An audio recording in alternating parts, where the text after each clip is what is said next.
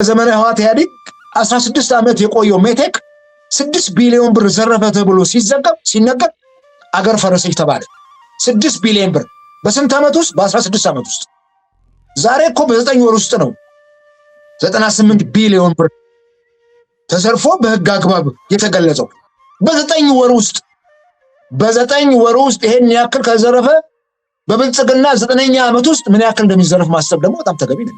የኢትዮጵያ መንግስት 100% ከፈለጋችሁ 1 ሚሊዮን % እርግጠኛ ሆኜ የማወራው መንግስታዊ ሌብነት አያካሂድም። ውሸት ነው።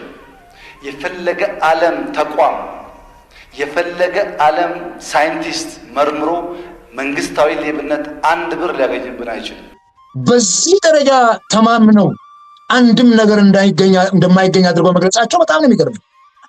100% ነው፣ ሚሊዮን %። እንዴት ሚሊዮን % ሰው ይተማመናል? ምናልባት የሰው ልጅ ሚሊዮን % እንኳን በአምላኩ አይተማመንም። ሚሊዮን %። ፈጣሪም በሰማይ 100% በመላእክቱ አልተማመነም። አሁን ባለው ሁኔታ ኢትዮጵያን መምራት 1 ሚሊዮን ጉንዳን ተሸክሞ መሄድ ነው እንጂ ትርፍ አይደለም። እንግዲህ መሸከም ነው። ስልጣን ላይ ከወጡ ኢትዮጵያ ሚሊዮን ጉንዳንም ይሁን ኳትሪሊዮን ጉንዳን መሸከም፣ ኃላፊነት ከተወሰደ ያን ኃላፊነት መወጣት ነው። የኢትዮጵያ ሕዝብ መምራት በጣም ትልቅ ችግር ከሆነባቸው እሳቸው ትርፍ ከሌለው ምን ይሰራል? ለምን እድሜያቸውን ያሳጥራሉ? ይሄ ቋንቋ ጥሩ አይደለም። ትርፍ የለውም አይባልም። ከማን ነው ትርፍ የሚፈልገው? አንዳንዶች እግር ኳስ የመጫወት ጸጋ አላቸው። እኔ ደግሞ በተፈጥሮ የመለመን ጸጋ አለኝ። ልመና በጣም የሚሳካልኝ ሰው ነኝ፣ እድሜዬም በሙሉ ማለት ነው። ለምኜ ብዙ አላውቅም። እሳቸው ግን ልመና የኔ ጸጋ ነው ብለው ሊያበረታቱን አይገባም በፍጹም። እሳቸው አገር ማስተዳደር ነው፣ አገር ማሳደግ ነው፣ የአገሪቱን የኢኮኖሚ በደንብ ለውጥ እንዲያመጣ መስራት ነው፣ ሙያተኞችን ከሙያው ጋር እያገናኙ አገርን መምራት ነው።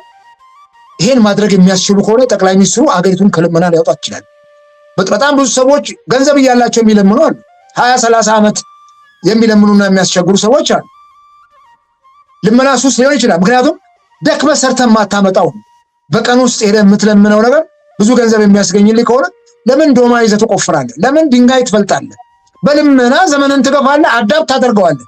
በእኛ ጊዜ ኢትዮጵያ ልመና ታቆማለች፣ ጥርጥር የለውም። በእኛ ጊዜ የጀመረቻቸውን እነ ህዳሴ አይነት ስራዎች ትጨርሳለች። በእኛ ጊዜ የባከነ ሀብቶቿ ይወጣሉ፣ የብልጽግናው መሰረት ይጣላል። ይሄ ምንም ጥርጥር የለውም። እንዴት አድርገን ነው ይሄን ብልጽግና እንደው እንዴት አድርገው ይሄን ጉደኛ ስም ለፓርቲያቸው እንደሰጡ ጠቅላይ ሚኒስትሩ ይገርምኛል በጣም። ሁሉም ቦታ ተሰነቅለዋላ። አዲሱ ዓመት የሰላም የብልጽግና ይሁንላችሁ ነበር ትጠራዋለህ። ብልጽግና ብትለዋን ቃል እንሸሻታለን። ምክንያቱም ቶሎ አእምሯችን የሚያየው ፓርቲው ነው። ኢትዮጵያን ልመና አጉልተን እያሳየን እንደገና ደግሞ የማይጨበት ተስፋ እየሰጠን በልመናና በማይጨበት ተስፋ ማከል ህዝብ ላይ ዥዋዥዌ በጣም ከባድ ነው። የትኛውን ይመነ ህዝብ። ሰላም ጤና ይስጥልኝ። የነጋሪ ቲቪ ስለ ሀገር መሰናዶ ተመልካቾቻችን፣ በዛሬው ልዩ ዝግጅታችን በኢትዮጵያ ፖለቲካ ውስጥ ስለሚታዩ ግዙፍ መጣረሶችን እንወያያለን። በአንድ በኩል የልመና ጸጋ አለኝ የሚል የመሪነት ትርክት፣ በሌላ በኩል ልመና በቃን የሚል አገራዊ ወቀሳ፣ በመካከሉ ደግሞ መንግስታዊ ሌብነት የለም በሚባልበት አገር ውስጥ በፖሊስ የተመዘገበ የ98 ቢሊዮን ብር ዘረፋ ተፈጽሟል። ንግግርና ተግባር የቱ ላይ ነው የተገናኙት? የልመና ፖለቲካና ህዝብን እንደ ሸክም መቁጠር ከመሪ የሚጠበቅ ነው ወይ? መሰል ጥያቄዎችን በማንሳት እነዚህ ነጥቦች ዙሪያ ከመምህርና ከፖለቲከኛ ደራሲ አበባ አካሉ ጋር ቆይታ እናደርጋለን። እስከ መሰናዶ ፍጻሜ ድረስ አብራችሁ እንድትቆዩ የምጋብዛችሁ እኔ ድንቃቸው ከበደ ነኝ።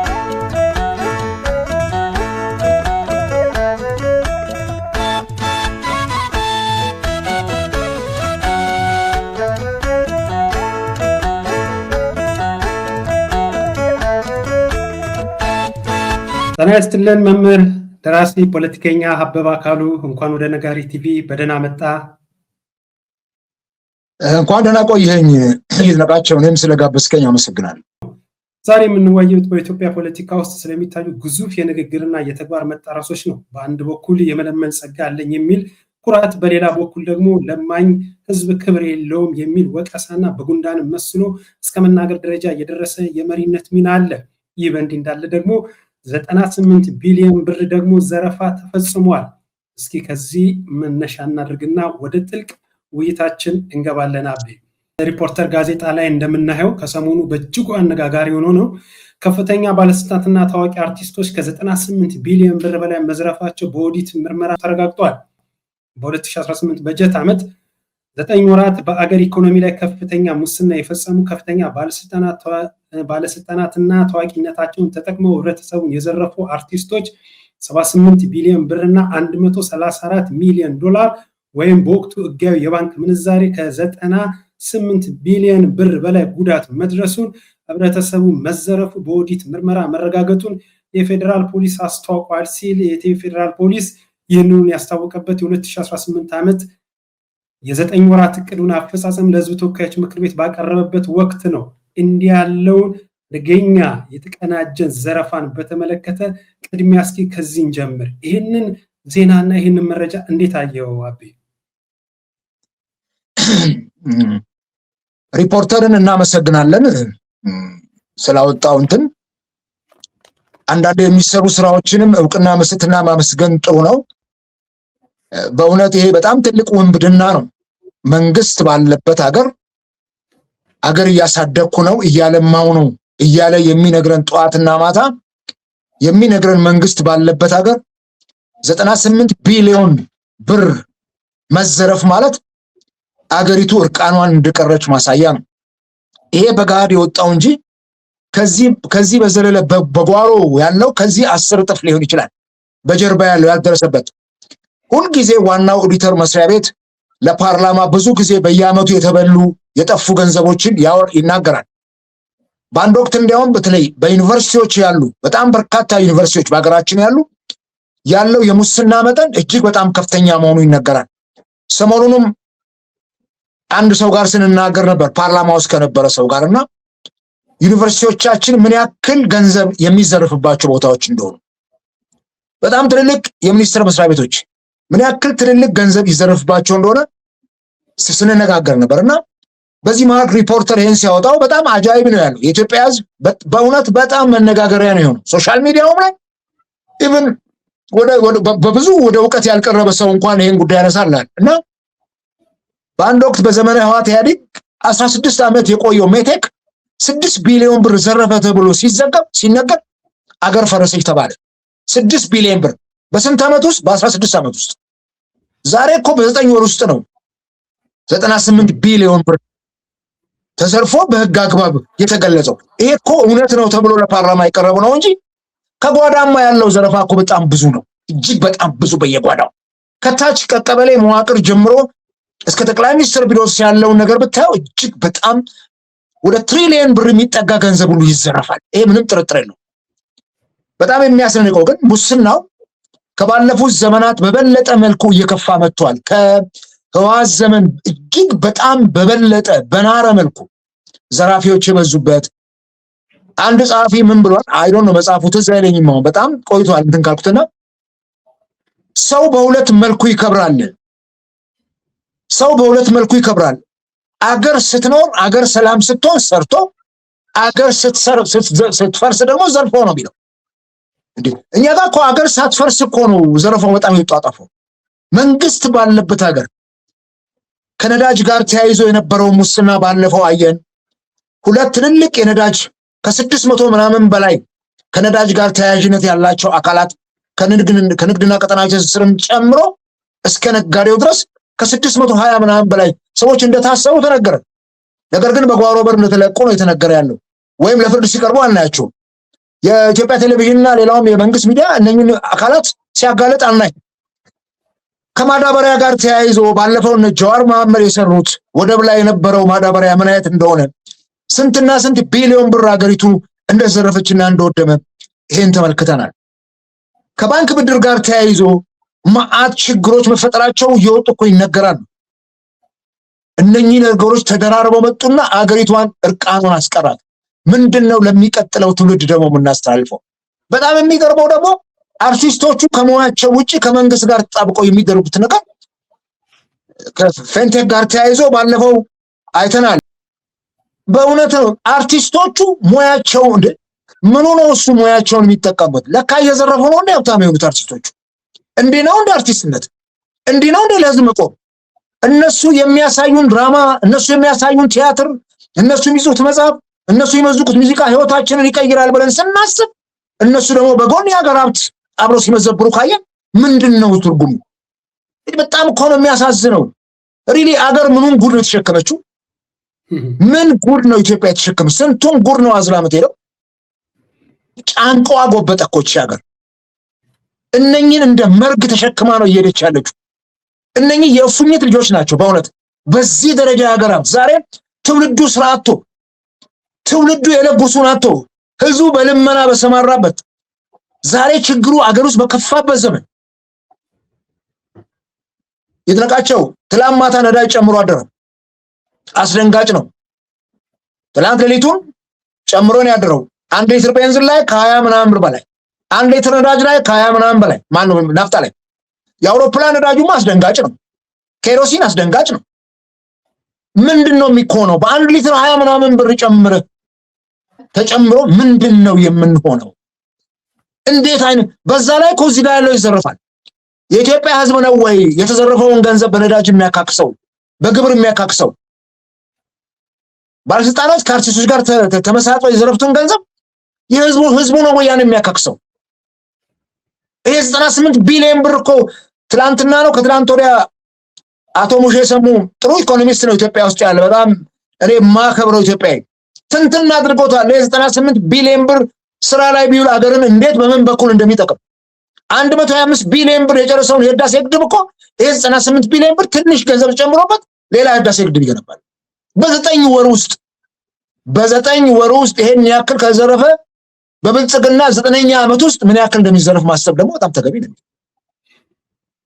በቃ የለንም እኮ እርቃናችንን ያስቀረን ሙስናው ነው። አይ አሁን ግን አበይ ስትል በዚህ በንጽጽር ላይ በ9 ወራት ይሄናል ከተዘረፈ በስንት ዓመት ነው ያልከው? አንድ የሆነ ቪዲዮ ላይ 9ኛ ዓመት ይዟል ብልጽግና። እሺ 8 ዓመት ነው። ባንዲ 8 ዓመት በዚህ ዓመት ውስጥ ምን ያክል ተዘርፏል? ሚኒስትር መቃጠል አለበት ውስጣችን። እንደዚህ አይነት መንግስታዊ ሙስናና ለንጽጽርም እንዳቀረብከው 98 ቢሊዮን ብር እጅግ ከፍተኛ ነው። እንግዲህ ያልታመነበትና በመንግስት ደረጃ ያልቀረበው ሪፖርት ደግሞ ቤት ይቁጠረው። ይህ በእንዲህ እንዳለ ግን ጠቅላይ ሚኒስትሩ 100% መንግስታዊ ሌብነት የሚባል ነገር የለም፣ የትኛውም ሳይንቲስት ማምጡ ከየትም ሙሉ እንዲህ ያለ ነገር በእኛ ውስጥ የለም ይላሉ። እስኪ ይሄንን ያሉበትን አንድ ቪዲዮ አለ፣ እሱን ልጋብዝ። የኢትዮጵያ መንግስት 100% ከፈለጋችሁ 1 ሚሊዮን % እርግጠኛ ሆኜ የማወራው መንግስታዊ ሌብነት አያካሂድም። ውሸት ነው። የፈለገ ዓለም ተቋም የፈለገ ዓለም ሳይንቲስት መርምሮ መንግስታዊ ሌብነት 1 ብር ሊያገኝብን አይችልም። እንግዲህ በቪዲዮ ላይ እንደተመለከትነው 1 ብርም ቢሆን መንግስታዊ ሌብነት አይገኝብንም ብለዋል። በብልጽግና የአገዛዝ የስልጣን ዘመን ውስጥ እንደባከነ እንደተዘረፈ ኢትዮጵያ በአደባባይ በጠራራ ፀሐይ እንደተዘረፈች ሪፖርቱ ያመለክታል። የእሳቸውን የ1 ብርም ቢሆን ሌብነት አይገኝብንም እንደ መንግስት ያሉትን ንግግርስ ከዚህ አንጻር እንዴት ማየት እንችላለን? እኔ ጠቅላይ ሚኒስትራችን በዚህ ደረጃ ኮንፊደንሻል ሆነው ለምን እንደተናገሩ ይገርመኛል። እንኳን 130 ሚሊዮን ያለበት ሀገር ከብልጽግና ጀምሮ ሲገለባበጥ የመጣት ከፍተኛ የሆነ ሙስና ባለበት ሀገር ይሄን እየመሩ በዚህ ደረጃ ተማምነው አንድም ነገር እንደማይገኝ አድርገው መግለጻቸው በጣም ነው የሚገርመኝ። 100% ሚሊዮን %። እንዴት ሚሊዮን % ሰው ይተማመናል? ምናልባት የሰው ልጅ ሚሊዮን % እንኳን በአምላኩ አይተማመንም። ሚሊዮን %። ፈጣሪም በሰማይ 100% በመላእክቱ አልተማመነም። ሲሶ መላእክት ሰይጣንን ተከትሎ ከርቶ ወጥቷል። ብዙ ጊዜ እናነሳለሁ። የዓለማችን የስልጣኔ ምንጭ ትልቁ የስልጣኔ ምንጭ መጽሐፍ ቅዱስና ቅዱስ ቁርአን እንደሆነ አምናለሁ። ዛሬም ላለው ምድራዊ ስልጣኔ ከዛ የመነጨ በጣም በርካታ ነገሮች አሉ። ከዚህ አንፃር የትኛውም ሳይንቲስት ምን ሊያደርግ የብልጽግናን ዘመን ሙስና ሊመረምር ይመጣል? ስንት ስራ አለባቸው እኮ እነሱ። ስንት ዓለምን ሊቀይር የሚችል ሳይንቲፊክ የሆነ እኮ ጥናት ያደርጋሉ። ምን ሊያደርጉ ይምጡ እነሱ? እዚህ በቃ ዋናው ኦዲተር መስሪያ ቤት እኮ አወጣ፣ የተወሰነ እንትን አይቶ አወጣ። ይሄ ፌደራል ፖሊስ 98 ቢሊዮን ብር በ9 ወር ውስጥ ነው። እንግዲህ በጣም የሚያሳዝነው ዛሬ ኢትዮጵያ ካለችበት እጅግ የከረፋና የከፋ የኑሮ ችግር ውስጥ እያለ ጥቂት ግለሰቦች በዚህ ደረጃ የአገር ሀብት ሲዘርፉ ምንድነው የሚሰማን? ለህዝብ ገንዘቡን ብቻ ነው የሚገለጸው። የሚወሰደው እርምጃስ ምንድነው? ነገር ያ ፓርላማ ዝም ብሎ እጁን ችቦ አድርጎ የሚያወጣው ፓርላማ፣ ዝም ብሎ የሚያጨበጭበው ፓርላማ ምን ይወስን ይሆን? በዚህ ጉዳይ ምን ይሆን? ህዝብን ወክለን ያለ የፓርላማው አባላት አሁን እስቲ ታሪክ ይስሩ። የመጨረሻ የዚህ የምርጫ ጊዜ የመጨረሻ ተርማቸው ነው። ሰኔ 30 ምናምን ያከትማል የነሱ፣ ወይም መስከረም ምናምን አዲስ መንግስት ምርጫው ተካሂዶ እንትን የሚል ከሆነም በዛን ጊዜ ያበቃል። እስቲ የመጨረሻ ታሪክ ሰርተው ይብረዱ። ብዙዎቹ ለቀው ስለሚወጡ በእነሱ ዘመን ይሄን ያክል ብር ተዘርፎ ሲታይ ምንድነው ያ ፓርላማ የሚለው? የተከበሩ አቶ ታገሰ ጫፎም ክቡር አፈ ጉባኤው ይሄን ጉዳይ በማስፈጸም ረገድ ምንድነው ኃላፊነታቸው? ፌደራል ፖሊስ በቀጠለበት መጥፋት አለበት። ያ ጸረ ሙስና የሚባል ስሙንና ህንፃውን አሳምሮ ያለ ህንፃ ምን ይሰራል? አገር ውስጥ እነኚህ ሁሉ ተቋማት እያሉ ምን ይደረጋል? ብዙ ጊዜ ዋናው ኦዲተር መስሪያ ቤት ፓርላማ ላይ የሚያቀርበውን እንትን ከታተለው እንደምታውቀው እኔ በጣም ብዙ ትግል አድርግ የነበረው ፖለቲካ ውስጥም ከሙስና ጋር የተያዘ ባለፉት በህዋት ኢህአዴግ ዘመናት ከመሬት ሙስና ጋር ተጃምሎ ከጣፎ የመሬት ዝርፊያ ከለገዳዲ የመሬት ዝርፊያ ጀምሮ ሪስል ስጮህ ነበር። ስንታሰርም ያ ነበር። ምን ነው አገር ትጠፋለች፣ ሙስና ትፈርሳለች። አገር የአገር ሀብት ነው የሚናደው፣ ትውልዱ ነው የሚደህየው፣ ህዝብ ነው የሚደህየው። እርቃናችንን ነው ያስቀሩነኝ ሰዎች። እነማን ኪስ ነው የገባው? በጣም የሚያሳዝነው ይሄ አሁን 98 ቢሊዮን ብር አብዛኛው ገንዘብ ከዚህ ሀገር እንደወጣ ይነገራል። የዶላር ምንዛሬ የውጭ የምንዛሬያችንንም እኮ እንትን ከፍተኛ መቀራቆስ ነው የከተተብንና መንግስት የዶላር ምንዛሬ የለም ዶላር የለም ኢምፖርት ማድረግ አልቻልንም ይላል። ነገር ግን ገንዘቡም ጭምር ይወጣል። አንጀታችን ነው የሚያረው። ሆዲፍ ጀብለን የምናልፈው አይደለም፣ ልንታገለው የሚገባ ነው። እንቀጥልበታለን ትግላችንን። በትክክል ግን እዚህ ጋር ተያይዞ የሚነሱ አንድ መሰረታዊ ጥያቄዎች አሉ። እስኪ እነዚህን ጥያቄዎች እናንሳ። በዚህ ዘረፋ ውስጥ የታዋቂ አርቲስቶች ስም መነሳቱ የኪነ ጥበብ ሰዎች ከመንግስት ፕሮፓጋንዳ ጋር ያላቸው ዝምድናና የሞራልን ውድቀት እንዴት እናየዋለን? አንድ እሱ ነው። ስርዓቱ በሙስና ላይ እርምጃ እንዲወስድ መጠበቅ ራሱን እንዲያጠፋ እንደ መመኘት ነው የሚሉም ወገኖች አሉ። ስለዚህ ሙስናን የግለሰቦች ጥፋት ነው ወይስ የስርዓቱ መተንፈሻ ሲስተም ነው ብለን ማየት እንችላለን? ከዚህ አንጻር ስርዓቱ በራሱ ሙስናን ሊዋጋ ሊያጠፋ ይችላል ወይ? ሌላው እዚህ ጋር ደግሞ የሚነሳው ጥያቄ ጠቅላይ ሚኒስትሩ አንድ ብር መንግስታዊ ሌብነትም ሊገባብን አይቻልም ወይም አይገኝብንም ሲሉ በጣም በእርግጠኝነት ተናግረዋል። ፖሊስ ከፍተኛ ባለስልጣናትና አርቲስቶችን ጨምሮ ወደ 98 ቢሊዮን ዘርፈዋል ማለቱንም አይተናል። መንግስታዊ ሌብነት ካልተባለ ይሄ ምን ሊባል ይችላል? አቤ የተዘረፈው እኮ የመንግስት ተቋማት ናቸውና መንግስታዊ ሌብነት ነው እንጂ እሳቸው ስላሉ እኮ አይደለም። ይሄው እኮ አወጣው ፌደራል ፖሊስ ዋና ኦዲተር መስሪያ ቤት እኮ አወጣው። በቃ ይሄ እኮ መንግስታዊ ሌብነት፣ የመንግስትን ስልጣን ተገን አድርገው የተመደበን የመንግስት በጀት እኮ ነው የዘረፉት። ከየት ይመጣል? ይላል ከግለሰብ ኪስ እኮ ነው የሚወሰዱት። ከየት ያመጣል? እኛ ኪስ ውስጥ በሳበስትን የለም። ከየት ይመጣል? ህዝቡ ኪስ ውስጥ ድንቡር ላይ የለውም እኮ ህዝቡ። ከየት ነው? ነጋዴው እኮ ዛሬ የውሸት እኮ ነው። ሰው እንዴት አይነት ችግር ውስጥ እንዳለ የመንግስት መንግስታዊ ሌብነት ነው። እሳቸው ስላሉ አይደለም። ለምን ፕሮቴክት ያደርጋሉ ስርዓታቸውን? እኔ የምመራው ቤት ነው ቆሽሿል መጥረግ አለብኝ ብለው በጣም ሰፋፊ መጥረጊያ ከህዝብ ጋር ይዘው ነው መነሳት ያለባቸው። ተቋማትን አንቀሳቅሰው ነው ለመጥረግ መነሳት ያለባቸው እንጂ ፍጹም መንግስታዊ ሌብነት የለም የሚለው ነገር በፍጹም አይሰራ። ይኸው እኮ ታየ። እኛ እኮ አይደለንም ይሄን ያወራን፣ እኛ ፖለቲከኞች አይደለንም፣ ልናሳጣቸውም አይደለም። በራሳ እዛው በብልጽግና ፓርላማ ውስጥ እኮ የተነሳው ፓርላማ ውስጥ ነው የቀረበው ኦዲት እኮ። ፖሊስ እኮ በእሳቸው ተሾመ ነገ የሚያነሱት የሚያወሩት ደን ቅድም ያነሳው ጉዳይ አለ። አርቲስቶቻችን ከመንግስት ቅድም እኮ አነሳውልን። መንግስት ቴዲ አፍሮ ዳስ ጣለ በሚል ዘፈነ፣ ነቀፈን፣ ምስጢራችንን አወጣ ብሎ እስከ ሲኦል ጫፍ ድረስ እያሳደደው እንደሆነ እያየን ነው። በዚህ ደረጃ ተነካው ያለ መንግስት እነኚህ ሌባ አርቲስቶች የመንግስትን ሹማምንት እያሳሳቱ አብረው የሀገር ሀብት ሲቆራመጡ ምን ነው አልቆጫቸው? ፖለቲካዊ ነካ ገንዘቡን እንደፈለገ ይዝረፉ ነው። እውነት ነው የምልህ፣ ግፍ ነው። አንዳንድ ጊዜ ቴዲ ለእውነት ቆመ፣ ስለ እውነት ዘፈነ። እነኚህ ደግሞ አርቲስቶች ተልከሰከሱ። አልጠግብ ባይ ሲተፋ ያድራል እንደሚባለው አልጠግብ ብለው ነው ሲተፉ ያደሩት። ሁለት መልክነት በእውነት አገር ይጎዳል። የኛ አርቲስቶች ምን አጡ? ትንሽ ዘፍነው፣ ትንሽ ሞዝቀው፣ ትንሽ ቲያትር ሰርተው እኮ የተሻለ ኑሮ የሚኖሩ ሰዎች ናቸው። ይሄን ስል ግን በጣም ጥሩ አርቲስቶች የሉ ማለት አይደለም። ድሆችን የሚረዱ ድሆችን የሚያቋቁሙ በጣም የምናከብራቸው አርቲስቶችም አሉ በከፍተኛ ደረጃ። እነኚህን ደግሞ እናመሰግናቸዋለን። ለምንድን ነው የቀደሙት አርቲስቶች ምንም ነገር ሳይኖራቸው ጥላሁን ገሰሰ ምናምን ምን አላቸው? ብዙዎቹን እኮ ህዝብ ነው የሚያሳክማቸው፣ ዛሬ የሚረዳቸው ምን አላቸው? ለምንድን ነው የሌላቸው ብለን ስንል ከመንግስት ጋር ጠግተው እንዲህ አልዘርፉማ። ዛሬ ያሉ አርቲስቶቻችን እኮ የተቀማጠለ ኑሮ በአፍንጫቸው ቅቤ የጠጡ የሚኖሩት እንዲህ የዘረፉ ነው ከሙያቸው ባሻገር።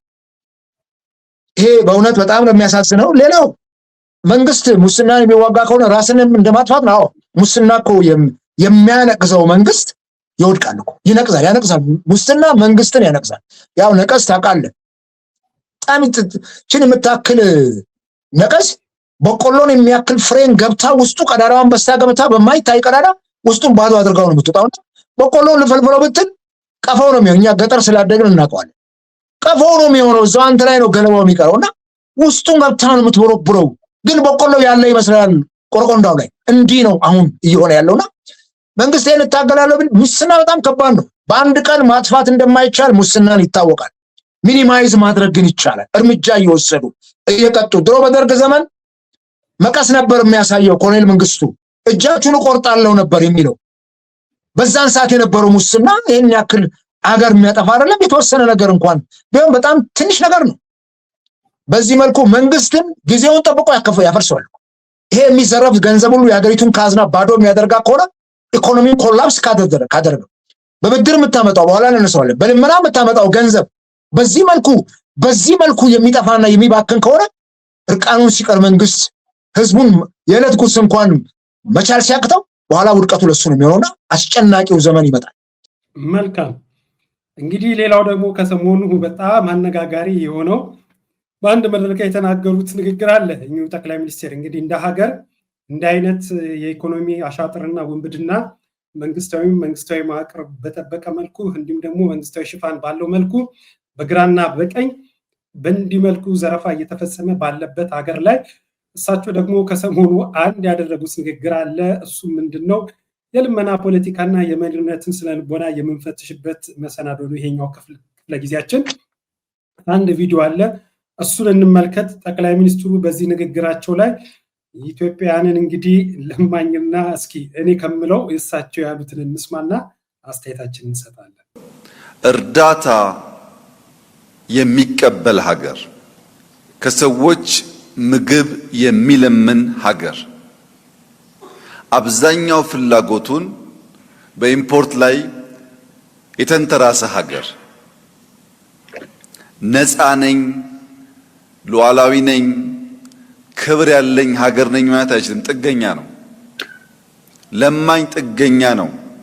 እኛ ለማኝ ኢትዮጵያውያን ሰምታችሁኛል። እኛ ለማኝ ኢትዮጵያውያን ልመና በቃን እስካላልን ድረስ ጥገኞች ነን። እንደሰማው ነው አቤ፣ ሰምታችሁኛል ብለዋል። እኛ ለማኝ ኢትዮጵያውያን ብለዋል። እንግዲህ እንደ ህዝብንም ሀገርንም ለማኝ ነን ብለው በዚህ መልኩ ያደረጉትን ንግግርን እንዴት አየው? ከነዳጅ ጋር ማያይዘው ያነሱትን ሀሳብ ቀደም ሲል በእርግጥ አንስተነዋል። አሁንም ተጨማሪ ሀሳብ ማንሳት እንችላለን። ሰምታችሁኛል እደግመዋለሁ ብሎ ስለነገሩን ነገር ምን አስተያየት አለ? እንግዲህ ልመና ከባድና ጸያፍ ነገር ነው። በእኛ ሀገር ባህልም ነዳያን እንላቸዋለን፣ የኔ ቢጤዎች እንላቸው። የኔ ቢጤዎች የምንላቸው ሰዎች ስለሆኑ ነው። ተቸግረው ነው የሚለምኑትና የኛ ቢጤዎች ናቸው።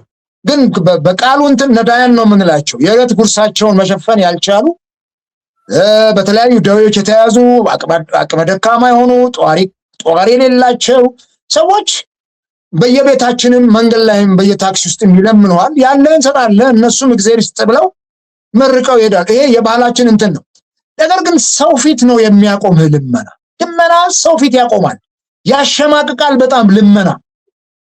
ስለዚህ ልመናን የሚያክል አሸማቃቂ ነገር የለም።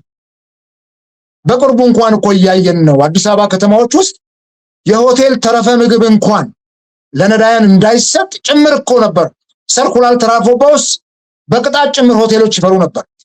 ተመላሽ አለ ወይ ብለው የሚጠይቁ የዕለት ጉርሳቸውን መሸፈን ያልቻሉ ዜጎችን። ስለዚህ ሆድ ጊዜ አይሰጥማ። ጠዋት ቁርስ በልተህ ከሆነ ቢያንስ ራት፣ ምሳ ሙሉ ቀን ብትውል ራት ይፈልጋል። ቢያንስ በቀን አንድ ጊዜ ህይወትን ለማቆየት መመገብ አለ። ይሄን ስናይ እንግዲህ ልመና ልክ ነው፣ ያሳፍራል። ኢትዮጵያ እሳቸው እንዳሉትም እርዳታ የሚቀበል ሀገር፣ ከሰዎች ምግብን የሚፈልግ በኢምፖርት ብቻ ላይ የተንጠለጠለ ኢኮኖሚ ሁልጊዜ ለማኝ ነው የሚያደርገው፣ ጥገኛ ነው የሚያደርገው። የሚለምን ሰው ደግሞ ያለው ሰው ጥገኛ ነው የሚሆነው። የሀብታም ሀገራት የምዕራባውያን ጥገኛ ነው የምንሆነው። ብድሩም ጥገኛ ያደርገናል፣ እርዳታውም ጥገኛ ያደርገናል። ስንራብ በየዓመቱ በሚሊዮኖች ሲራቡ ከነሱ ይነጣው ስንዴ ጥገኛ ያደርገናል። ሁልጊዜ ዓመት በመጣ ቁጥር ከነሱ ደጅ እንጠናለን የተራበው ማህበረሰብ ለመመገብ። ይሄ ምንም ጥርጥር የለውም። የነዳጅ ምርት ኢትዮጵያ በጣም ብዙ የተፈጥሮ ሀብት ያላት ሀገር ናት። ዛሬ በሀገራችን ላይ በመላው ሀገሪቱ በሚባል ደረጃ እኔ ተወልጄ ያደግኩት አዶላ ነው። የወርቅ ሀገር ነው እንደምታውቁ አዶላ።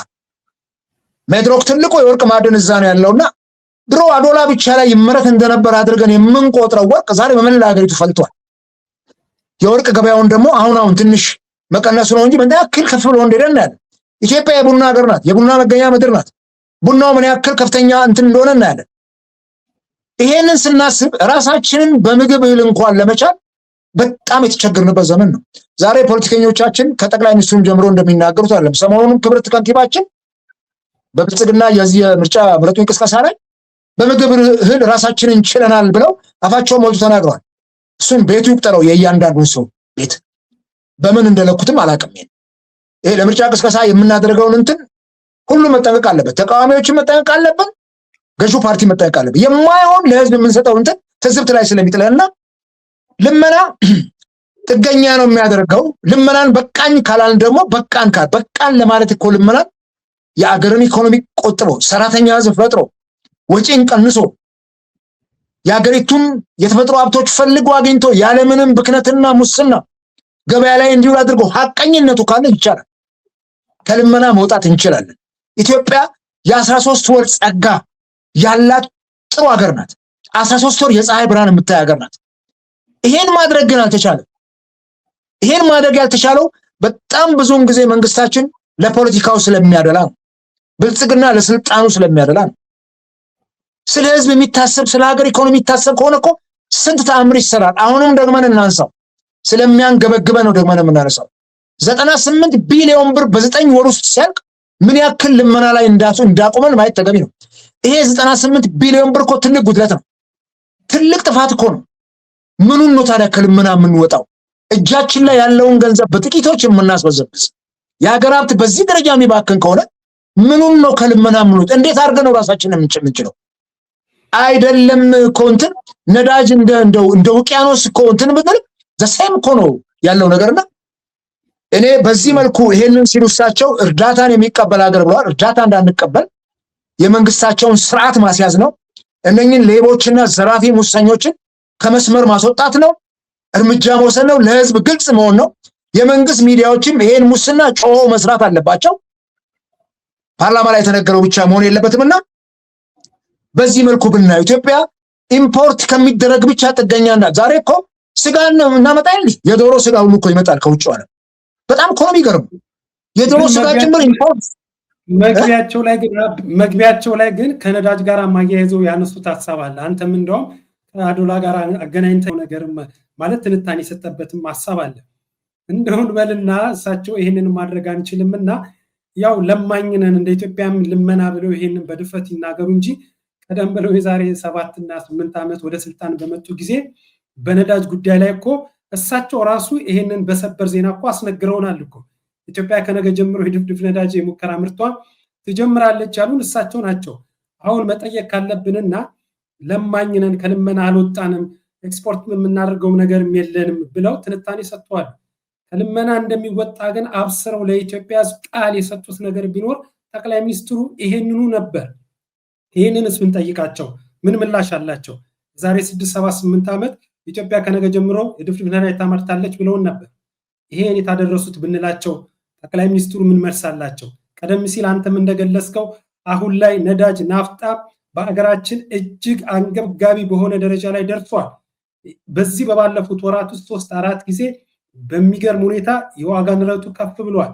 በዚህም ምክንያት እጅግ የደቀቀው ኢኮኖሚ ላይ ሌላ ጣጣ ይዞብን ነው የመጣው እና እሳቸውም ስለ ነዳጅ ቅድም ባሉት ላይ ከልመና ጋር አያይዘው በተናገሩት ላይ ያነሱት ሐሳብ አለ። እኛም እንጠይቃቸው ይሄን የገቡት ቃል የታደረሱ ብንላቸው ምን ምላሽ ይኖራቸዋል? የሚጠይቅ ትውልድ እኮ ሲኖር ነው።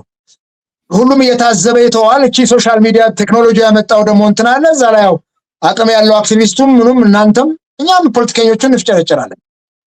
በእኛ ጊዜ ኢትዮጵያ ልመና ታቆማለች ብለዋል ጠቅላይ ሚኒስትሩ ከዚህ ቀደም ልክ አንተ እንዳነሳው እልል ነበር። ምን ኢትዮጵያ በሳቸው የምሪት ዘመን ልመና አቁማ የኢትዮጵያ ጠግቦ በልቶ ከልመና ወጥቶ ደረቱን ነፍቶ የሚሄድ ከሆነ ጠቅላይ ሚኒስትር አብይ አህመድ 1000 ዓመት ይንገሱ፣ 1000 ዓመት ይግዙን።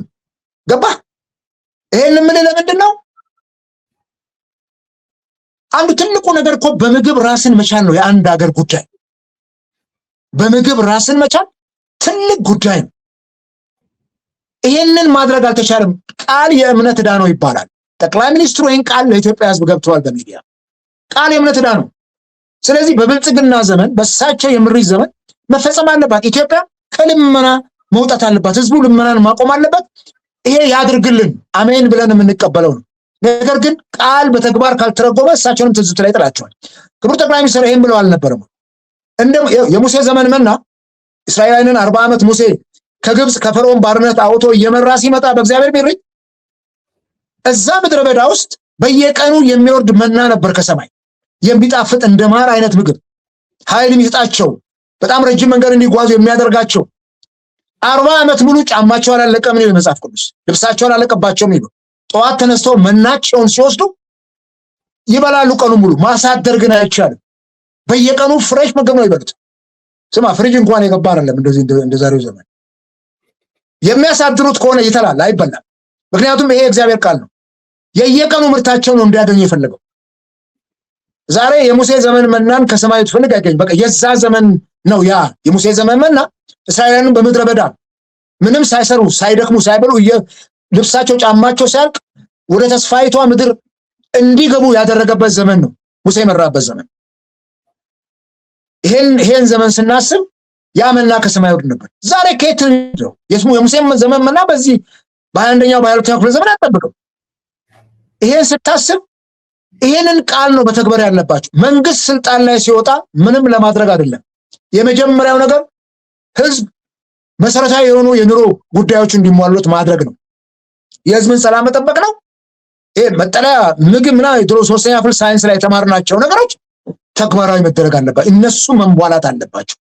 የዕለት ጉርስን የሰው ልጅ ማግኘት አለበትና በዚህ መልኩ ይሄን ንግግራቸውን ዛሬ ካለው ጋር ከነዳጅም ጋር ተያይዘው ግሬብ እናወጣለን። አሁን በቀደም ፓርላማው ሲከፈት መስከረም ላይ ተናግረዋል። እንዴ ተስፋ ሆኖ ነው የቀረው። መቼ እሱ ተስፋ መቼ እንደሚፈጸም አላውቅም። በጣም በርካታ የመጽሐፍ ቅዱስ ወደ 2000 ምናምን ትንቢቶች እንዳሉ ይነገራልና በርካታ ትንቢቶች እንደተነገሩ የመጽሐፍ ቅዱስ የእውቀት ሰዎች ምሁራን ይናገራሉና መቼ የብልጽግና ዘመን የእሳቸው ዘመን ተስፋ መቼ ተግባራዊ ሆኖ እንደምናየው ጥሩ ነው። ነዳጅ ብናወጣ ሰየው ማን ቅር ይለዋል? ኢትዮጵያ ሀብታም ብትሆን የታለ ነዳጁ? ችግሩ ምንድነው? ምንም ነገር በእጅ ሳይጨበጥ ሳይያዝ ቶሎ ተብሎ ለፕሮፓጋንዳ ቅስቀሳ ይውላል። ይሄ ጥሩ አይደለም። እንዴ ህዝብ እኮ ያስታውሳል። ትላንት ይሄን ተብለን ነበር እኮ ይላል። ልጆቻችን እንኳን እኮ ያስታውሳሉ።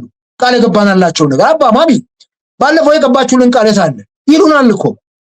ቃል ሲገባ ህዝብ ፊት ነገ ህዝብ እንደሚያስታውሰው ማየት ተገቢ ነው።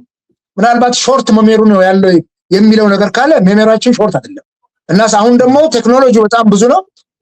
ይሄን የምታየውን ባካፕ ይዛል። አንተም የምታመጣቸውን አርካይቭ አድርጎ የሚይዝ ቴክኖሎጂ ላይ ደርሰናል። ይመጣል ከኋላ ተጎቶ ያደረከው እያንዳንዱ እንቅስቃሴና ይሄን ግምት ውስጥ አስገብቶ ጠቅላይ ሚኒስትሩን ቃል መግባት የሚገባቸው ሊነግሩን የሚገባው ነገር ሊተገበር የሚችል ቢያንስ ከ50% በላይ ሊተገበር የሚችል ነገር መሆን ነው ያለበት። ከዚህ በዘለለ ግን ዝም ብቻ የሚሆን ከሆነ ህዝቡ በመሪዎቹ ላይ አመኔታ ያጣል። በህዝብ ዘንድ ደግሞ አለመታመን በጣም ከባድ ነው። ሙሴን የፈተነው እኮ እስራኤል ህዝብ ለዚህ ነው። ተስፋይቱን ምድር መቼ ነው የምንረግጠው? ይሄው 40 ዓመት ሙሉ እኮ 40 ዓመት እኮ ነው። ሙሴ እኮ አልረገጠም፣ እነሱ ናቸው የረገጡት። ሙሴ በምድረ በዳ ቀረ። ስለዚህ እንዲህ አይነቱን እንትን በደንብ እኔ ለምንድን ነው የእምነት ሰዎች ናቸው መሪዎቻችንን ጥበብን ከመጽሐፍ ቅዱስ ጥበብን ከቅዱስ ቁርአን ለምን አይማሩ? ለምን ከሱ አይረዱትም? ይሄም ቢሆን ጥሩ ነውና እኔ ቃል የእምነት ዕዳ ነው። የማይተገበር ነገር ቃል ሲገባና ተስፋ ሲሰጥ አቁሟል። አሁን ብልጽግና ከሰማይ ቅቤ ያዘንብላሉ ወርቅ ያዘንብላሉ ቢል እኔ የሚያምን ህዝብ ያለ አይመስለኝም ከኔ ጀምሮ። ምክንያቱም ከዚህ ቀደም ቃል የገባቸው ጉዳዮች አልተገበሩም። በጣም በሚገርም ሁኔታ ከንቲባዋን በቀደም በምግብ እህል ራሳችንን ችለናል ብለው ለዓለም አቀፉ ማህበረሰብ እንዴት ይዳል? አንተ እኮ በልመና እንኳን እኮ እንዳታገኝ በር የተዘጋ እኮ ነው ያለው። ምንም የሌለንን ሰዎች አለን ኤክስፖርት እያደረግን ነው ስንዴ። ከኛ ፈረንጆቹ እንዴት ይርዱን? እስቲ ሰው ሲራብ እንዴት እንጠይቃቸው? ስንቸገር እንዴት እንጠይቃቸው? ስለዚህ የምንናገረው ነገር ህዝብን የሚመጥን ህዝብን የሚያረጋጋ በህዝብ ዘንድ ተአማኒነትን የሚፈጥር ቢሆን የተሻለ ነው ብያለሁ። መልካም። ይሄንን ያንተን ሐሳብ ግን ቅድም ስትገልጸው ነበር በእጅጉ የሚቃረን በብልጽግና ጊዜ ልመና ታሪክ ይሆናል ሲሉ ግን ተደምጠዋል። ቅድም ኢትዮጵያኖች ለማኝነን ያላሉት ነገር የለም። ያው እኔ አንተ ስላንድ ሳይሆን እሳቸው ራሱ በአደባባይ ያደረጉትን ንግግር አምጥተን ነው የተመለከትነው እና እንዳልከው ጊዜው የቴክኖሎጂ ነው፣ ምንም ሾርት ሚሞሪ ነው እንዳሉት እሳቸውም አይደለም። በማናቸውም በየትኛውም ሁኔታ የምንናገራቸው ነገሮች ለታሪክ ይቀመጣል። ይሄን ሁሉ እንደ ህዝብ እንደ ሀገር ፈርጀው በለማኝነት በዚህ መልኩ ቢገልጹትም ግን እሳቸው ራሱ መልሶ ደግሞ በእኛ ጊዜ ልመና ያበቃል ሲሉ ተናግረዋል። እስኪ እሱን እንስማው አቤ። በእኛ ጊዜ ኢትዮጵያ ልመና ታቆማለች፣ ጥርጥር የለውም። በእኛ ጊዜ የጀመረቻቸውን እነ ህዳሴ አይነት ስራዎች ትጨርሳለች። በእኛ ጊዜ የባከነ ሀብቶቿ ይወጣሉ፣ የብልጽግናው መሰረት ይጣላል። ይሄ ምንም ጥርጥር የለውም። አቤ ልመና ይቆማል ብለዋል። በነገር ላይ ይሄንን ንግግር ያደረጉት ከ10 ወር በፊት በህዝብ እንደራሴዎች ምክር ቤት በመክፈቻ የስንተኛው ዓመት ሪፖርታቸውን ባቀረቡበት እና በሪፖርቱ ላይ ማብራሪያ በሰጡበት ወቅት ነው። እንግዲህ ልብ አድርግ፣ የዛሬ 10 ወር በእኛ በብልጽግና ጊዜ ልመና ይበቃል፣ ያለን ሀብቶቻችን እናውጣለን፣ ነዳጁንም ሌላውንም አድርገን ልመና ጊዜ ይቆማል ብለው ነበር የዛሬ 10 ወር። ልብ አድርግ፣ ለታሪክ ይቀመጥ። ከ4 ከ3 ቀን በፊት ደግሞ ወጡና እኛ ተረጂዎች ነን፣ ልመና የሚያስፈልገን ከዚህ እስካልወጣን ድረስ አሁንም ቢሆን እኛ ኢትዮጵያውያን ለማኞች ነን ሲሉ ተናግረዋል። የትኛው ቃላቸውን እንመን?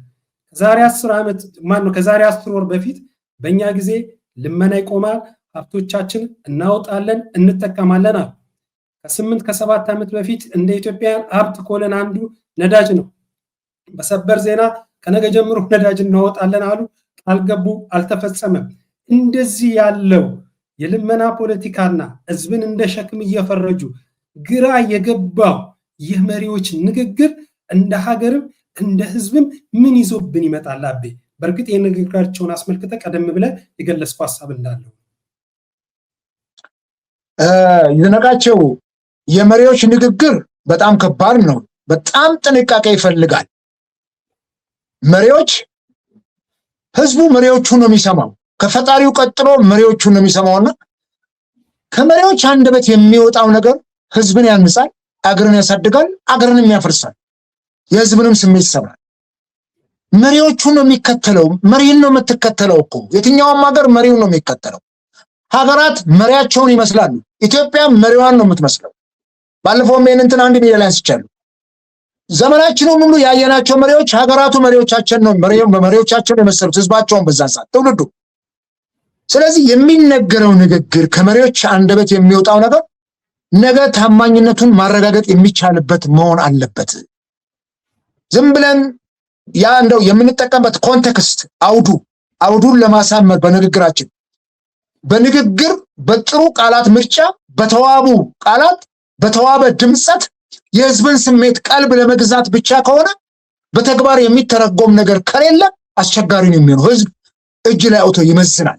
ምንድነው እሱ ብሎ ያመዛዝናል፣ ሚዛን ላይ ያስቀምጣል።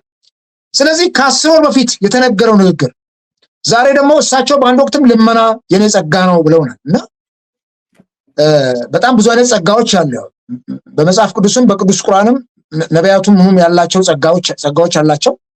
በምድር ላይ የሰው በርካታ ጸጋዎች አላቸው። እያንዳንዱ ሰው የራሱ የተለያየ ውስጣዊ ጸጋ አለው። እሱን ለማውጣት ምናልባት በዘመናዊ እውቀት ሊታገዝ ይችላል እንጂ ሁሉም የራሱ ጸጋ ይኖረዋል። የሁሉም ሰው ጸጋ ነው አንድ ነገር የሚያቆማት። የአንድ ሰው የሁለት ሰው ጸጋ አይደለም። የብዙዎቻችን የ130 ሚሊዮን ኢትዮጵያውያን ጸጋ አገር ያሳድጋል። ይሄን አስተባብሮ መምራት ነው ትልቁ ነገርና በዚህ መልኩ በልመናም ሆነ አምተነው ሰውን ከችግር ማዳን እኮ አንድ ነገር ነው ተለምኖ መጥቶ። ነገር ግን ኢትዮጵያን ለማኝ ናት እያል በዚህ ደረጃ የኢትዮጵያን ልመና አጉልተን እያሳየን እንደገና ደግሞ የማይጨበት ተስፋ እየሰጠን በልመናና በማይጨበት ተስፋ ማከል ህዝብ ላይ ዥዋዥዌ በጣም ከባድ ነው። የትኛውን ይመን ህዝብ የሚያደርጉት ንግግር እንዳውዱ እንደ ኮንቴክስቱ ነው። ቅድም ብያለሁ። ፓርላማ ላይ ሲቀርቡ የሚያደርጓቸው ንግግሮች፣ ሚዲያ ላይ ሲቀርቡ የሚያደርጓቸው አንዳንድ ጊዜ አይ ቲንክ ስራ ሊበዛባቸው ይችላል። ሼር ቢያደርጉ ጥሩ ነው። ምናልባት ታማኝ የሆኑ ተሿሚዎቻቸው ካሉ እንደሳቸው አንደበተ ርቱዕ ያለ ተሿሚ ካለ እንትን ቢሏቸው ጥሩ ነው። እሳቸው የሙያውንም የካድሬውንም ስራ ሰርተውት እስኬት ይዘልቃሉ። በጣም ከባድ ነው የሚሆነው እና አንዳንድ ጊዜ ከስራ ብዛት የተነሳ ምናልባት ሚስ የሚያደርጓቸው ነገሮች አሉ። ዙሪያቸውን ያሉ አማካሪዎች ደግሞ ይህንን ነገር ወልገድ ያለውን ነገር መጠገም ቢቻል ጥሩ ነው። ምክንያቱም አገርን በጋራ ነው የምንመራው። ከዚህ አንፃር ትላንትና የተናገሯቸው ነገሮች በዚህ ጉዳይ ላይ ይሄን ነበር ብለው ሊያስታውሷቸው የሚገቡ አማካሪዎች ያስፈልጋሉ። በዚህ ጉዳይ ላይ ይሄን ንግግር አደርጋለሁ ብለው ሲሉ እነኚህን ነገሮች ነው ማንሳት ያለባቸውና በዚህ መልኩ ግን እስከምን እንደምንዘልቅ እግዚአብሔር ይወቀው። ምክንያቱም በየቀኑ አገሪቷ ቁልቁል እየሄደች ነው። እንደሚባለው ብልጽግና ምንድነው ያሉሳቸው? ብልጽግና ኢንድለስ ነው ያሉት።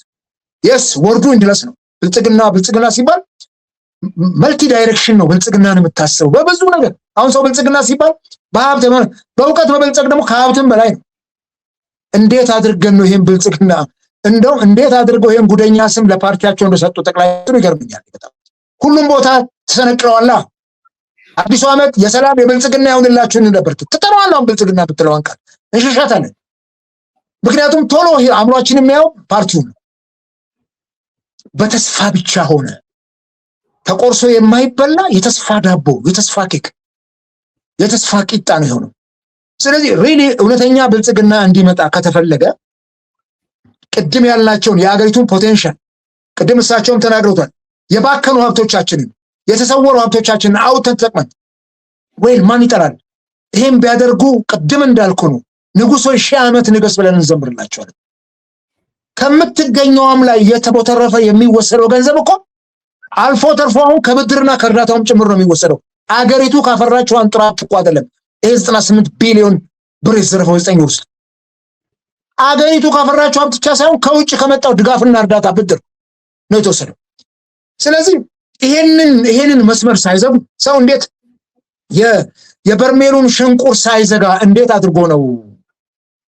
አንዴ ይሄን ምሳሌ እናንሳው እባክህ። እንደ ቀልድ ይወራል። አቶ መለስ ያው ፓርላማም ተገኝተው መልስ ሲመልሱ እያዝናኑ ነው የሚመልሱትና የዛን ጊዜ ልክ እንደ 120 ፕሮግራም ነበር እሳቸውን ንግግር ፓርላማ ላይ የምንጠብቀውና አንድ ጊዜ ሶማሌ ክልል ሄደው የሶማሌ ኡጋዝ በሶማሌ የሀገር ሽማግሌ ምናምን የሃይማኖት አባቶች ናቸው። ኡጋዞች ለሶማሌ ክልል በጀት መመደብ ሽንቁር በርሜል ውስጥ ውሃ እንደመጨመር ነው ብለው አነሱ ይባላል። ምን ያህል እውነት እንደሆነ እንትን አላውቅም ሲሉ አንድ ኡጋዝ ተነስተው አባት በርሜሉ ሽንቁር ጥፋተኛው እነሱ አይደሉም፣ ጥፋተኛው በርሜሉ ሽንቁር መሆኑን እያወቀ ውሃውን የሚጨምርበት ሰው ነው። ልክ ነው እኮ ሽንቁሩን መዝጋት ነው መጀመሪያ በርሜል ውስጥ ውሃውን ከማስቀመጥ። ጠቅላይ ሚኒስትሩም ይሄን የሙስና ሽንቁር መድፈን አለባቸው በማያዳግም እርምጃ እየወሰዱ። ሙስናን በአንድ ቀን አጠፋለሁ ብትል ልክ ነው፣ ሀገር መንግስት ይፈርሳል፣ ምንም ጥርጥር የለውም።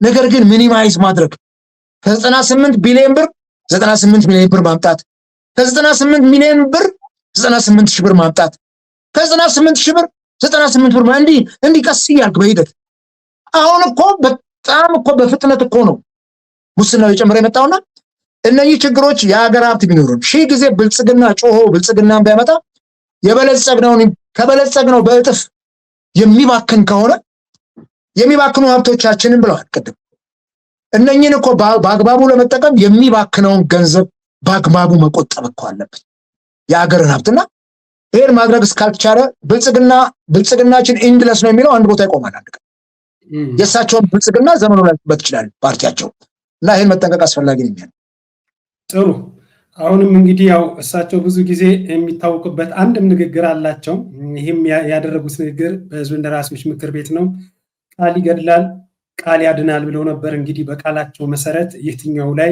እሳቸው እንደሚያርፉ ለታሪክና ለህዝብ መልሱን እንዲሰጥ እንጠይቃለን እስኪ ከዚሁ ከቃላቸው ጋር አሁን ካለው ጋራ የሚነጻጸር አንድ ቪዲዮ አለ ለኛም ለተመልካቾቻችን እሱን እንመልከት ልመና ሱስ የሆነበት ግለሰብና ማህበረሰብ መበልጸግ አይችልም የሆነ ቦታ ልመናን በቃ ብለን ማቆም አለብን አንዳንዶች መናገር ጸጋ አላቸው አንዳንዶች እግር ኳስ የመጫወት ጸጋ አላቸው እኔ ደግሞ በተፈጥሮ የመለመን ጸጋ አለኝ ልመና በጣም የሚሳካልኝ ሰው ነኝ እድሜዬም በሙሉ ማለት ነው ለምኜ ብዙ አላት የሆነ ቦታ ልመናን በቃ ብለን ማቆም አለብን ልመና መቆም አለበት እንደ ህዝብም እንደገለ ይሄ ንግግር የሚጣል ንግግር አይደለም እውነት ነው ሲቸግረን እንለምናለን ሁሌ ግን በልመና መቀጠል የለብንም እንደግልም እንደ ማህበረሰብም እንደ ሀገር መቆም አለበት ነው እንደ መሪ ይሄን ነገር ተናግሯል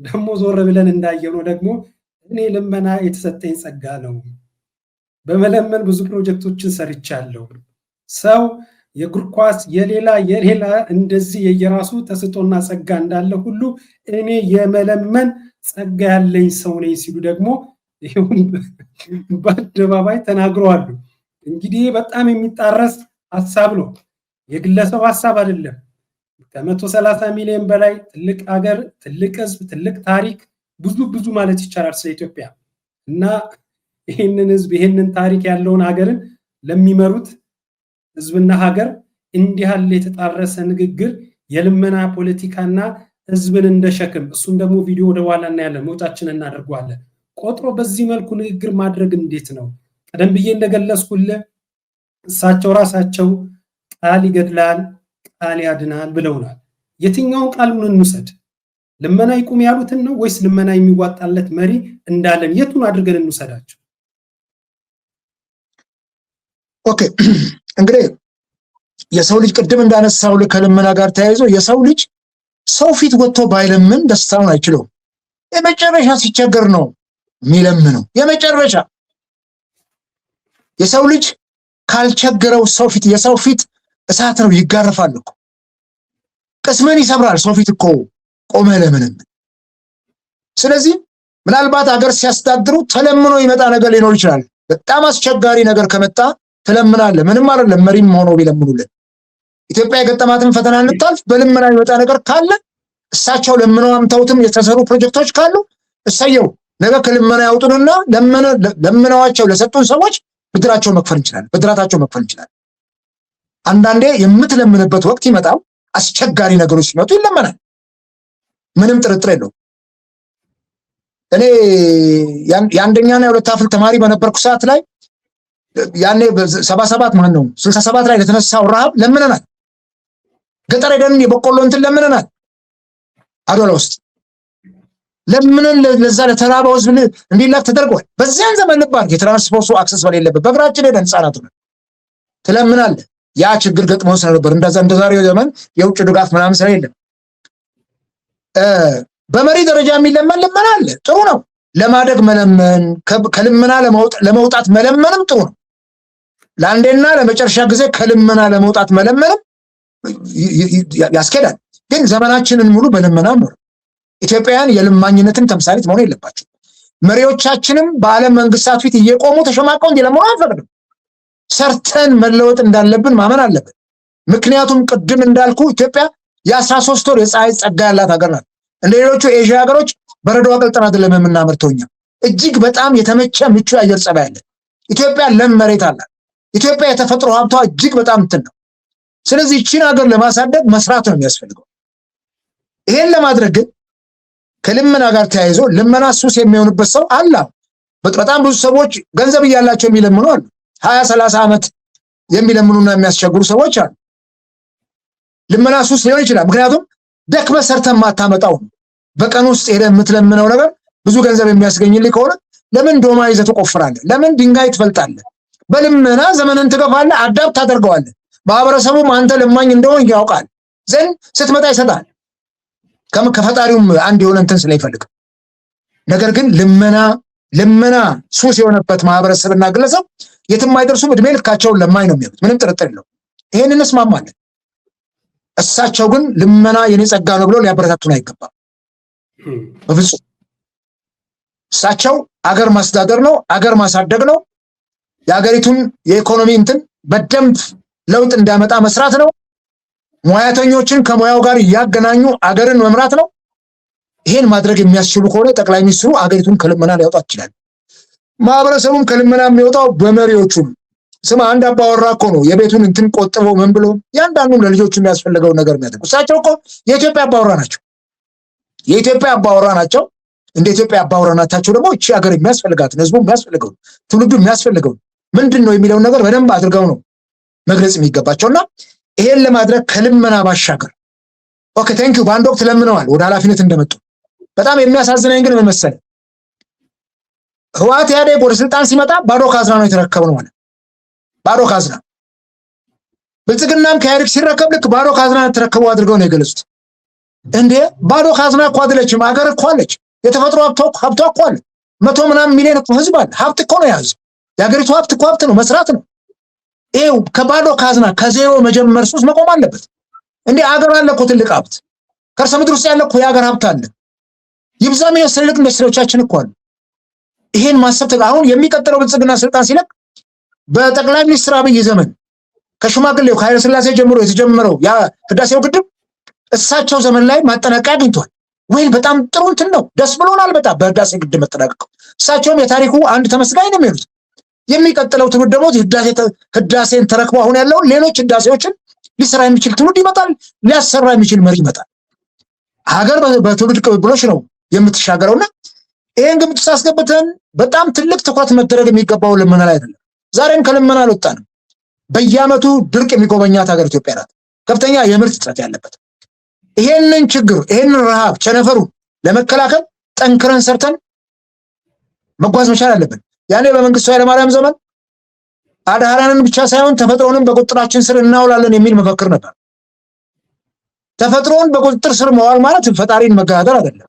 ተፈጥሮን ተቆጣጥረን ሰርተንባት ነው። በስራ ነው ተፈጥሮን እንቋጠረው። ለውጠ ነው ድርቅ የሚያመጣብንን ሲቹዌሽን ለውጠ ነው ኢትዮጵያ ለምልማ በልጽጋ። ምክንያቱም ኢትዮጵያን እኮ የዳቦ ቅርጫት ነበር የምትባለው። የዳቦ ቅርጫት የነበረችን ሀገር በዚህ ደረጃ እየወረደች ስትመጣ በጣም ጥንቃቄ የሚያስፈልግበት ዘመን ላይ ደርሰናል። በርካታ ችግሮች እንዳሉ ይታወቃል። እነኚህን ችግሮች ግን እየተጋፈጡ ነው። ችግር የሌለበት እኮ ሀገር የለም። በጣም አድገዋል የምንላቸውም እኮ ምዕራባውያን ችግር አለባቸው። እነሱም ጋር እኮ ለማኛል። ሜዳ ላይ የሚያድር የለም እንደ በረንዳ ዳሪ ሞልቷል እኮ። ስለዚህ ይሄንን አይተን ዝም ብለን እንደው ምንም ነገር እንዳልተፈጠረ አድርገን የምንወስደው ነገር ጥሩ አይደለም። ከዚህ በዘለለ ግን ጠቅላይ ሚኒስትራችንም በመለመን የሀገርን ቀዳዳ ከመሸፈን እንዲወጡ ቅድም እንዳልኩ ህዝቡን በአግባቡ መርቶ እንዲሰራ እንዲያለማ ማድረግ፣ የወጣቱን ጉልበት መጠቀም፣ ዕውቀት መጠቀም፣ በጣም ቅድም ደጋግመን የምናነሳው የሀገር ሀብትን እንደ ሰደድ እሳት ስለሚበላ ከሙስና የጸዳ የመንግስት መዋቅር እንዲሆን መስራት መቻል አለባቸው የሚል እምነት ነው ያለኝ። መልካም፣ ወደ ማጠቃለያው ተቃርበናል። መምህር ፖለቲከኛ ደራሲ አበባ አካሉ ብዙ ብለናል፣ ብዙ ተናግረናል። እኛ ከተናገርነው በላይ ባለን የፖለቲካ አመለካከት ልዩነት ወይም ደግሞ የሆነ ፍላጎት ከማጣት ሳይሆን ይቅርታ እሳቸው በአደባባይ ወጥተው የተናገሩትን ንግግር መሰረት አድርገን ነው ሐሳብና ትንታኔ የሰጠነው። ይህ ሁሉ ስንል ግን እሳቸው ደግሞ ስለሚመሩት ህዝብ እኛ እንደ አንድ አጋጣሚ የሚሆን እንደምንም በመሪነት ቦታ ላይ እስካሉ ድረስ አገር እንዴት መመራት እንዳለበት በምክንያትና በእውነት ነው ሐሳብ እያቀረብን ያለ ነው። እሳቸው ግን የሚመሩት ህዝብና ሀገርን በምን መልኩ እየሳሉ እየተናገሩ እንደሆነ አይተናል። አንድ የመጨረሻ ቪዲዮ አሳያለሁ የሚመሩትን ህዝብ እንዴት በጉንዳን እንደመሰሉትና ምን እንዳብስ ደግሞ እስኪነስማቸው። አሁን ባለው ሁኔታ ኢትዮጵያን መምራት 1 ሚሊዮን ጉንዳን ተሸክሞ መሄድ ነው እንጂ ትርፍ አይደለም። እንግዲህ ይሄ ነው መውጫችን የሚሆነው። ኢትዮጵያን መምራት 1 ሚሊዮን ጉንዳን ተሸክሞ እንደመሄድ ነው እንጂ ትርፍ የለም ብለዋል። በእርግጥ ትርፍ ከሌለው እሳቸውስ 1 ሚሊዮን ጉንዳን አሸክሙ ምን አስሄዳቸው? የምን ማን ይሄንን ዕዳ ለእሳቸው አወረሳቸው? ማን ሰጣቸው? አስቀድሞስ ለምን አይቀርባቸው? ለምን በ1 ሚሊዮን ጉንዳን ይበላሉ? ማን አስገደዳቸው? ሲጀምር ሲቀጥል ደግሞ የሚመሩትን ህዝብ በዚህ ደረጃ በጉንዳን መስሎ መናገርስ ከአንድ መሪ የሚጠበቅ ነው? በእርግጥ ከልመና ጋር አያይዘው ህዝብን እንደ ሸክም ቆጥረው ብዙ ያሉት ብዙ የተናገሩት ንግግር አለ። ይህስ ንግግራቸውን እንዴት እንየው? መምህር አበበ አካሉ እንግዲህ ጉንዳን በምድር ላይ የምድር አራዊት ንጉስ ነው ብለን የምናስበውን አንበሳ እንኳን ጉንዳን ወሮ ከንትኖ ያስወጣዋል። ከምሽጉ ከተኛበት ቦታ አስነሳዋል። ጉንዳን በጣም አደገኛ ነው። ጉንዳን እንትኑ ህብረት መፍጠሩ ነው፣ ትብብሩ ነው እንጂ ጉንዳን እኮ ማለት በጣም ደቃቃ የሆነ ፍጡር ነውና፣ በነገራችን ላይ ጉንዳን ፈጽሞ አይተኝም። ጉንዳኖች እንቅልፍ የላቸውም። 24 አወርስ ነው። ሌሊትም መጥተው እኮ ጉንዳን ጣራችንን እና ግድግዳችንን ከበው ድራሻችንን የሚያጠፉት እኮ ስለማይተኝም ጭምር ነውና በዓለም ላይ ወደ 10 ኳትሪሊዮን ጉንዳን እንዳለ ይነገራል። በጣም ከባድ እኮ ነው። 10 ኳትሪሊዮን እንግዲህ ዜሮዎቹን ብትደረድራቸው ስንት ዜሮዎች ይሆናሉ?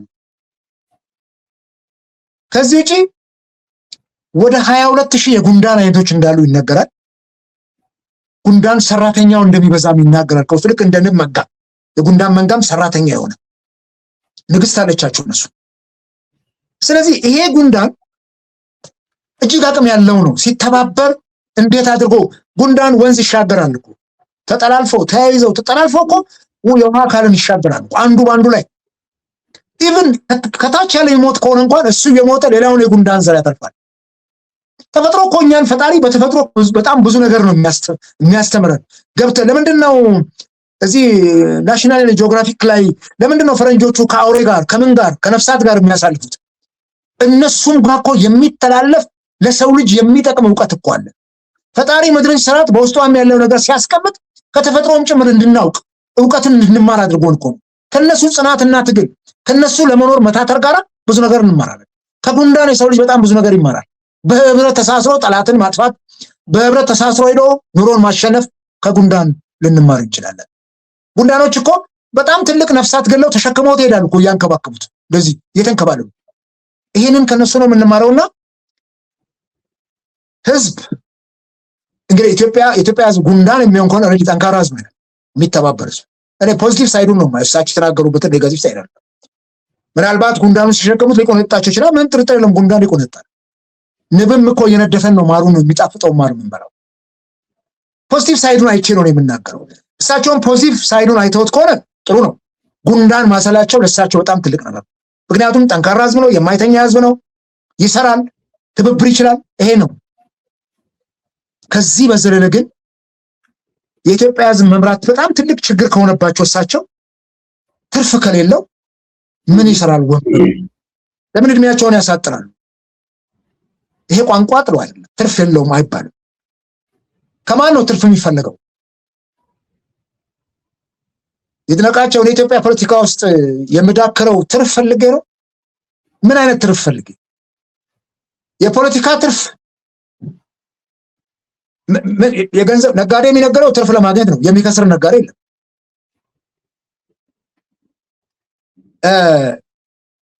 እኔ እንዴት አድርጌ እንደምገልጽልህ ትርፍ የለውም የሚለው ቋንቋ ግን ጥሩ አይደለም። ለምንድን ነው የምረጡኝ ዘመቻ በአሁኑ ሰዓት ብልጽግና የሚያደርገው? ትርፍ ስላለው አይደል? ትርፍ ስላለው ነውና ትርፍ የምንለው በህይወት ዘመናችን መልካም ነገር አድርገን ማለፋችን ትርፍ ነው ለኛ።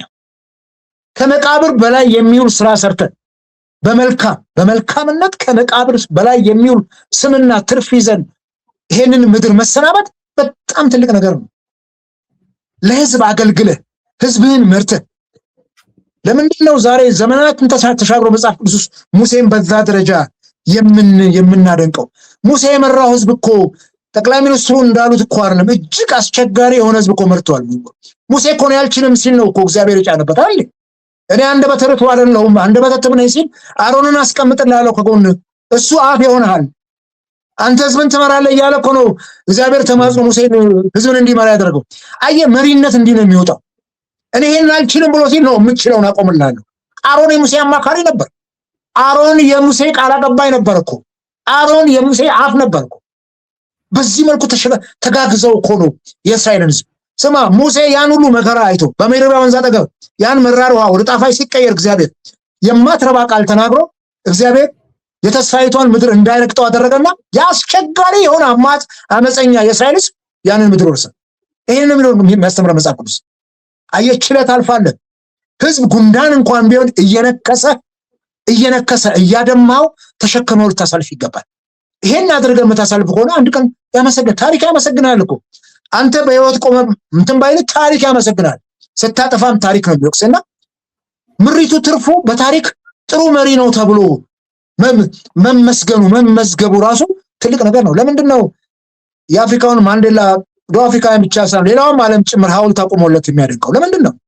ለምን ያደንቃቸዋል? አየህ ትርፉ እሱ ነው። ከዛ ውጪ አንድ እንጀራ እኮ ጠቅላይ ሚኒስትር አብይ አንድ እንጀራ ይበሉት፣ ከሰው የተለየ ሁለት እንጀራ ይበሉት፣ አንድ እንጀራም ላይጨርሱ ይችላል። ትርፋማ የሆነ ነገር ሚሊዮን ገንዘብ ቢኖረው ሰው አንድ ሰው እንጀራ ገንዘቡን ጠቅሎ አይበላውም። አንድ ሀብታም ምድር ላይ ያለውን ሀብት ሁሉ ተሸክሞት ቢቀመጥ ምን ያደርጋል? ድሃን ካረዳበት፣ ሌላውን ማህበረሰብ ካላገዘበት፣ አገር ካላሳደገበት፣ ትውልዱ የስራ ፈጠራ እንዳይው ካላደረገ ምን ትርጉም አለው? የጥቂቶች ሀብት ቢነገርላቸው ምን ትርጉም አለው? የውጭ ባለሀብቶችን ማየት እኮ ነው ያለበት። አፍሪካ ውስጥ ድጋፍ ያደርጋሉ ማለት እኮ እንትን አላቸው እኮ እነሱ በጣም ብዙ ነገር እኮ ያደርጋሉ። ቻሪቲ ከፍተው እኮ ይረዳሉ። ይሄንን ስናስብ ትርፉ እሱ ነው። ሜንታል ሳቲስፋክሽን አላቸው። አየህ እንዲህ አይነት እንትን ስታሻገር ደስ ነው የሚል። ዛሬ እኮ ይሄን አደረኩ፣ ዛሬ ህዝቤን በመምራቴ ይሄን እኮ ተገኘ። በሳቸው ዘመን የህዳሴው ግድብ ማለቆ ያስደስታቸውን ያክል እኛም ተደስተናል እኮ። ጨለምተኛ አይደለንም፣ አመስግነናቸዋል። እኛም የተጀመረውን ጅማሬ ከገባ ደረሱ ብለን። ከዚህ ውጭ ግን ህዝብንም በጉንዳን ባይመሰል በጠንካራ ጎኑ ኳይ ብትሰየው ጉንዳን አይተኛም፣ 24 ሰዓት አይንቀላፋም። ከዛ ውጭ በህብረት የሚንቀሳቀስ ነው። አንበሳን የሚያክል አውሬ ጭምር ከጎሬው የሚያስወጣ ነው። እጅግ በጣም ጠንካራ ነው፣ ነፍሳት ነው። ስለዚህ ይሄንን ቁጥሩም እጅግ ከፍተኛ ነው። ይሄን አይተው ምሳሌውን ካነሱ እንትን ነው። ግን ትርፍ የሚለው የለውም የሚለው ቋንቋ ግን ኔጌቲቭ እንግዲህ መሸከም ነው። ስልጣን ላይ ከወጡ ኢትዮጵያ ሚሊዮን ጉንዳንም ይሁን ኳትሪሊዮን ጉንዳን መሸከም፣ ኃላፊነት ከተወሰደ ያን ኃላፊነት መወጣት ነው። ማማረር አያስፈልግም። ትርፍ መፈለግም አያስፈልግም። ትርፍ በታሪክ ውስጥ የሚቀመጥ መልካም ዝናና ክብር ስም ነው። ስለዚህ እሱን አስበው መሻገር ነው እንጂ በዛ ደረጃ በምሬት መግለጽ ተገቢ አይደለምና ይሄ አንዳንድ ጊዜ ያው ኮንቴክስቹዋል የሆኑ ነገሮችን ነው። ቅድም እንዳልኩ ትላንትና እኔ እሳቸው በጣም በየቀኑ በብዙ መድረክ ላይ ስለሚታዩና ስለሚገኙ የትላንትናዎቻቸውን ብዙዎቹን ሊዘነጉ ስለሚችሉ ቢያስታውሷቸው አማካሪዎቻቸው ይሄ ቢሆን እላለሁኝ። ጠቅላይ ሚኒስትሩ መቼም እንግዲህ እንዲህ የምንወቅሳቸው አየህ ነገሮች እንዲስተካከሉ እንጂ የእሳቸውን የ4 ኪሎ መንበር ፈልገን አይደለም። አንጓጓምም፣ ለዛ ብንጓጓም ልናገኘው አንችልም። መገኛ መንገዱ ውስን ነው። ከ130 ሚሊዮን በየ5 ዓመቱ ምርጫው ሰላማዊ ቢሆን እንኳን መሪ የሚሆነው አንድ ሰው ነው። 130 ሚሊዮን መሪ ያወጣ። ሺዎች ፖለቲከኞች ብንሆን፣ ሚሊዮኖች ፖለቲከኛ ብንሆን መሪ ሊሆን የሚችለው ግን አንድ ሰው። እሱን አስበው በታሪክ አጋጣሚ የዚች ሀገር ዕጣ ፈንታ እሳቸው እጅ ላይ ወድቋል። የዚች ሀገር መሪ ሆነዋል። እሳቸውም ከዚህ ከለውጥ ኃይሉ ጋር ያደረጉት የውስጥ ትግል እኛም እኔም አንተም ሌሎችም ኢትዮጵያውያን ዘር ሳንለይ ሃይማኖት ሳንለይ ያደረግነው ትግል ከህወሓት ጨካኝ አገዛዝ አላቆን ዛሬ ላይ ደርሰናልና ይሄንን አይተው አብረን በጋራ የምንሰራት እንደ ጉንዳን ተሳስበን ተረራርተን ወንዝ የምንሻገርበትን መንገድ ከዚህ በኋላ መቀየስ ቢቻል ጥሩ ነው እላለሁ። ሌላ ጥያቄ ከሌለ አመሰግናለሁ። ይድኔ ጥያቄን ጨርሻለሁ። ለዛሬ ባዘጋጀነው ርዕሰ ጉዳይ ቁርአን የነጋሪ ቲቪ ተመልካቾቻችን ንግግር የቱንም ያህል ቢርቅ በተግባር የሚታይ እውነትን ሊሸፍን እንደማይችል አይተናል።